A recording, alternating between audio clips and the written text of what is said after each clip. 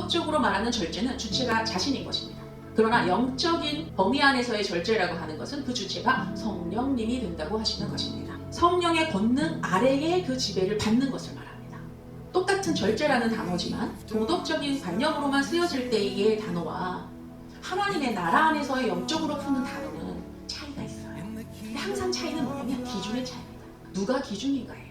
그래서 그리스도인이 된 우리는 우리의 자유의지를 가지고 살아가지만 우리를 통치하시고 우리를 주관하여 주시고 우리를 보호하여 주시는 하나님이 주체가 돼야 된다는 것입니다. 절제의 반대말을 한번 살펴볼까요? 무절제가 되겠지요. 영적인 무절제라고 하는 건 뭐냐면 하나님의 통제에서 벗어난 상태를 말해요. 마음에 하나님 두기를 싫어하매 라는 말씀이 있는데 이것처럼 하나님을 이 마음에 두기를 싫어할 때에 자신 마음대로 생각하고 말하고 행동하는 것을 무절제라고 해요. 왜 우리는 그러면 성령의 열매인 절제의 삶을 풍성하게 맺어야 할까? 사탄이 우리로 하여금 어떤 것들을 제대로 하지 못하도록 틈을 내어주어서 시험에 들지 않게 하기 위하여 그렇습니다. 이기기를 다투는 자마다 모든 일에 절제하느니 그들은 썩을 승리의 관을 얻고자 하되 우리는 썩지 아니할 것을 얻고자 하노라. 지금 바울은요 복음의 경주를 운동의 경주로 비유하고 있습니다. 누가 그러면 거기서 상을 받는 자가 될 것이냐? 먹는 거, 입는 거, 자는 거, 어떤 많은 유혹들을 이기고 경기를 위하여 집중한 자가 그렇게 하지 않겠느냐라는 것입니다. 이기기를 다투는 자마다 모든 일에 절제한다는 겁니다. 모두가 절제한다고 표현하지 않았고요. 이기기를 다투는 자가 절제한다는 것입니다. 복음 안에서 그 끝을 볼 거야. 하나님이 기뻐하시는 자녀로서 살아갈 거야. 라고 하는 그 자가 모든 일에 절제를 한다는 것입니다. 같은 그리스도인이라도 그 끝날 난 예수님 앞에 착하고 충성된 종이라 작은 면류관이라 할지라도 나는 그 생명의 면류관을 받을 거야 라고 다짐하고 살아가는 그리스도인들은 모든 삶에 절제할 수 있겠고 그런 모든 삶의 절제가 성령 안에서 이루어지는 자들은 반드시 그 삶이 승리하는 인생이 되리라고 믿습니다. 네. 아멘. 그러기에 우리는 절제를 해야 하는 것입니다. 네. 아멘. 세 번째, 성숙한 인격을 갖추기 위해서 저희는 절제해야 합니다.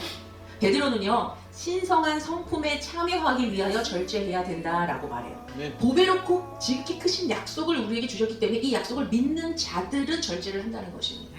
이 절제라는 것은 다른 열매들을 담는 바구니와 같다라고 해요. 자녀를 사랑할 때요 예를 들어 절제 없는 사랑을 하게 되면 때로는 아이들이 버릇없는 아이가 돼요. 또 기쁨의 열매도요 상황에 맞지 않는 시도 때도 없는 기쁨의 열매를 만약에 가지게 된다면 어떤 함께 있는 지체들의 마음이 어렵게 할 수도 있어요. 화평의 열매도 마찬가지죠. 너무 절제가 없으면 함께하는 곳이 너무 태만이 될 수도 있는 것. 이렇게 성령의 열매로 맺어지는 8가지의 성품이 이 절제와 함께 이루어질 때에 아름답게 이루어진다는 것입니다. 사탄은요 우리 마음이 되게 고상한 것처럼 좁혀 세워서 우리의 생각과 마음대로 하고 싶게 자꾸 만들어요. 그 권능 아래서 통치 아래서 말씀의 뜻대로 살아가는 것이 참 버거운 거예요.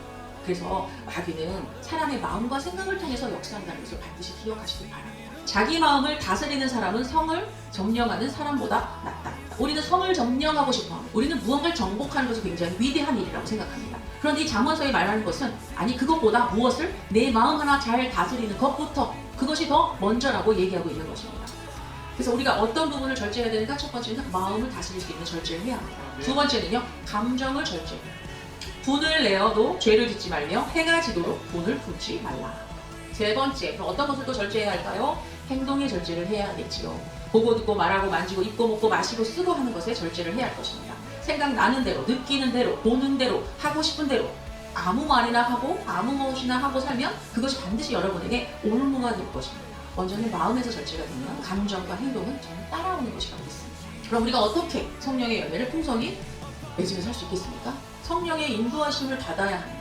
아까 절제라는 것 자체가 성령의 통치 아래에 있는 거였어요. 그러니까 우리는 성령의 인도하심을 늘 받으면서 살아가야 해요. 예수님을 믿고 성령님과 동행하다 보면 우리 안에 두 가지 마음이 생겨요. 이전에 따르던 육체의 소욕을 따르고자 하는 마음과 이게 하나님의 뜻이랬어? 이렇게 살아야 해? 라는 마음이 두 가지가 올라옵니다. 그래서 그 두 가지가 우리 안에 늘 싸워요. 그때 우리는 더 말씀과 기도에 집중해야 하는 거예요. 네. 내가 하려고 해서 되는 게 아니에요, 여러분. 내가 애써서 이루어가는 절제가 아닙니다, 여러분. 하나님 안에서 이루어가지는 거예요. 내가 하려고 하면 율법이 되고요, 바리새인들이 돼요.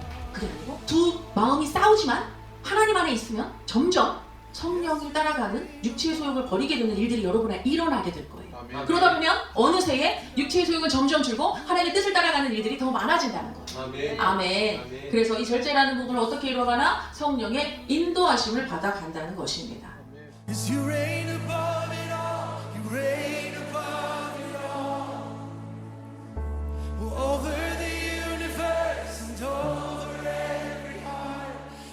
is no hiding name.